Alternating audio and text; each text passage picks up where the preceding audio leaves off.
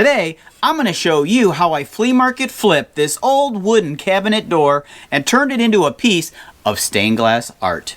Welcome to Alley Picked.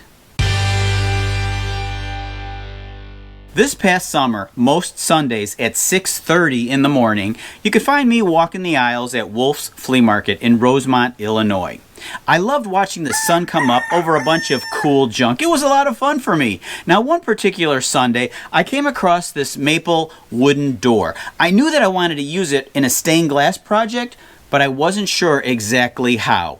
So, the first thing I did was search for ideas on Google Images that I can use to make a pattern. Here's one that I like. In order to turn this image into a pattern, I need to rescale the images to sizes I need for each of the 6 openings in my window. I first used my iMac photo editor to crop the images. I then used Google Docs to resize the images to 10 inches by 7¼ inches. So I printed out the images that I'm going to be using for the bottom sections of the window. For the top sections, I don't need a pattern. I'm just going to be using one solid piece of glass for those. Now, on this project, I had to buy all the glass that I didn't have.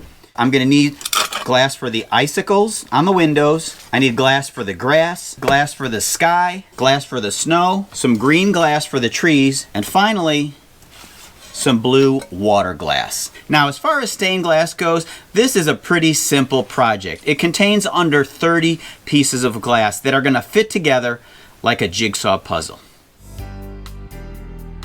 Before I get too carried away, I'm going to do a test fit of my pattern along with the top window glass pieces. I like to number all of my pattern pieces and take a picture so that I know how they'll all fit back together. These scissors that I'm using are not scissors. They're copper foiling shears.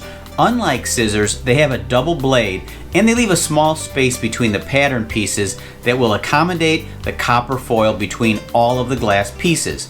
Now, this is very important. Otherwise, the final window panel is going to be larger than the opening and it will not fit. In previous stained glass videos, I've given a lot more detail on using this copper foiling method. I'll have a stained glass playlist link at the end of this video if you're interested in watching some of those. However, if you do have any questions about anything that I'm doing here, leave a comment and I will reply.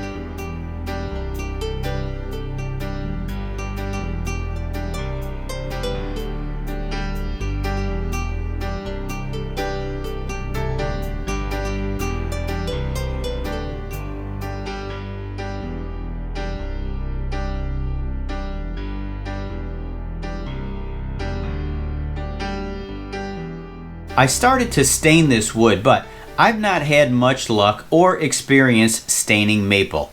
This came out horribly. I decided to prime it and paint it black.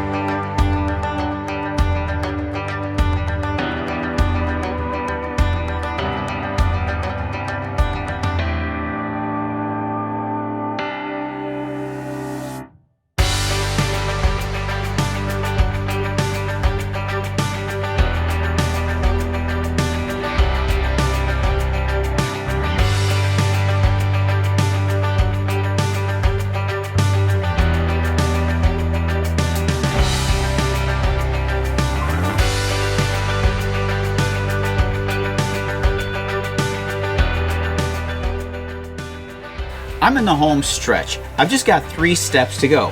First of all, I need to mount those icicles that I cut earlier. Secondly, I've got these 2 holes on the door from the original handle. Well, I found these old handles on a piece of alley pick furniture. I'm going to clean them up with some steel wool and my magic oil and mount those at the bottom so they'll look like 2 window handles. I think that's going to be great. Finally, I need to mount this thing. So I need to figure out a way to hang it. I decided to use 2 eye hooks and some wire. It'll be on the back and out of sight. So get ready for the final reveal. I think it's going to look quite spectacular, but that's just me. I'll use a couple drops of silicone on each piece of icicle glass to keep them in place. Some of my oil/wax concoction on steel wool works nicely on these old handles.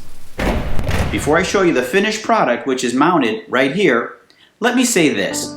We live in an amazing time in history where we can learn to do just about anything.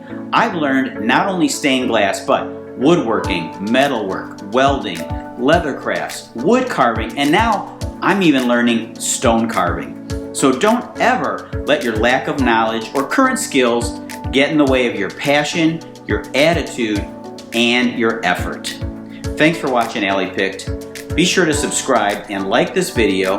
And now, let's check it out.